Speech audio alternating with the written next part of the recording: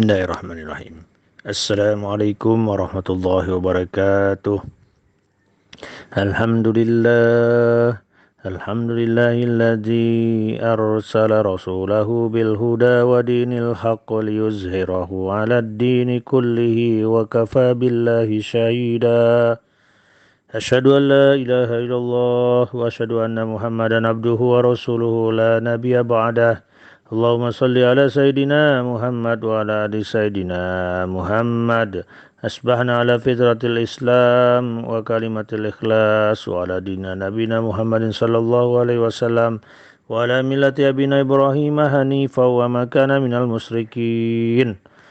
Alhamdulillah, saudaraku, mari kita lanjutkan pelajaran kita tentang nama dan sifat Allah. Kali ini yang ke-72, Al-Muakhir, yang mengakhirkan.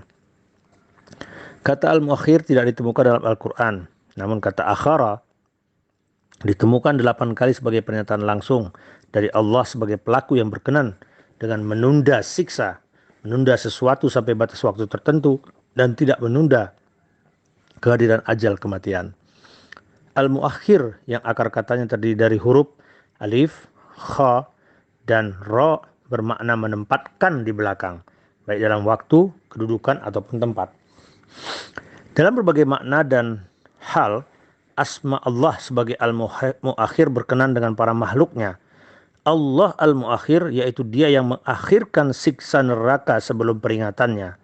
Dia yang mengakhirkan kebahagiaan yang kekal di surga bagi hambanya yang bertakwa setelah menjalani beragam ujian di kehidupan dunia.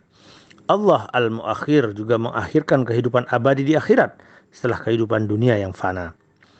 Berdasarkan yang kita pahami, Allah pun mengakhirkan kesuksesan setelah hamba-hambanya berupaya keras untuk meraihnya. Allah memang mengajarkan kepada manusia untuk dapat memahami makna di balik asmanya itu.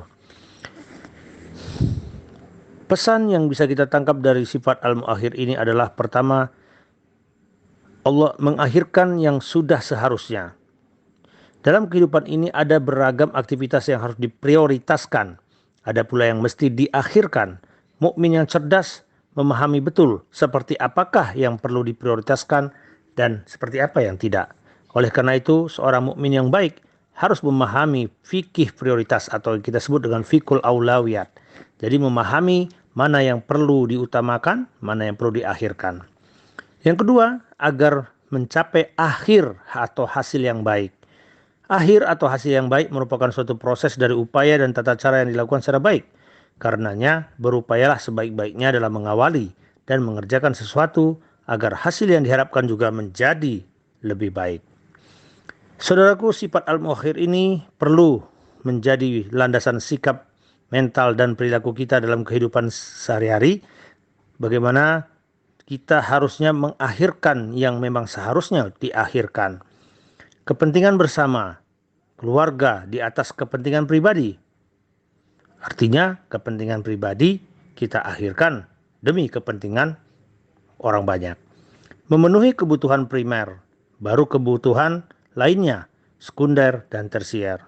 Kebutuhan pokok menjadi lebih utama dibandingkan kebutuhan yang sekunder dan tersier. Menempatkan hak setelah kewajiban.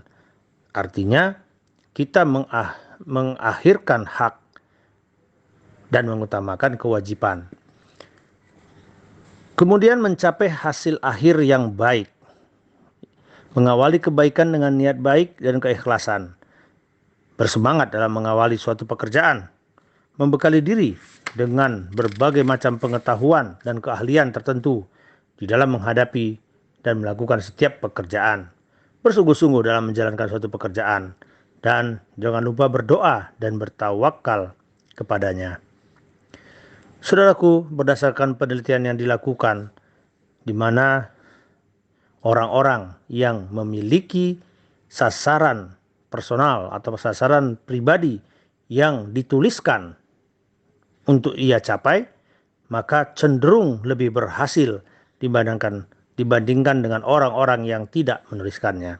Oleh karena itu, saudaraku, marilah kita jadikan sifat Al-Muakhir ini menjadi inspirasi dalam kehidupan kita agar kita senantiasa memahami fikih prioritas, memahami mana yang harus kita prioritaskan, mana yang harus diakhirkan, Dan sifat ini juga mengajarkan kita untuk bisa mencapai suatu akhir yang baik. Kita ingat, tujuan akhir kita adalah akhirat. Sedangkan dunia ini hanyalah sarana kita untuk mencapai akhirat. Oleh karena itu, mari kita bersusah payah untuk menggali, meningkatkan amal kita, membawa manfaat bagi orang banyak untuk mendapatkan hari akhir kita yang baik di akhir kelak. Wabillahi taufiq wal hidayah. Wassalamualaikum warahmatullahi wabarakatuh.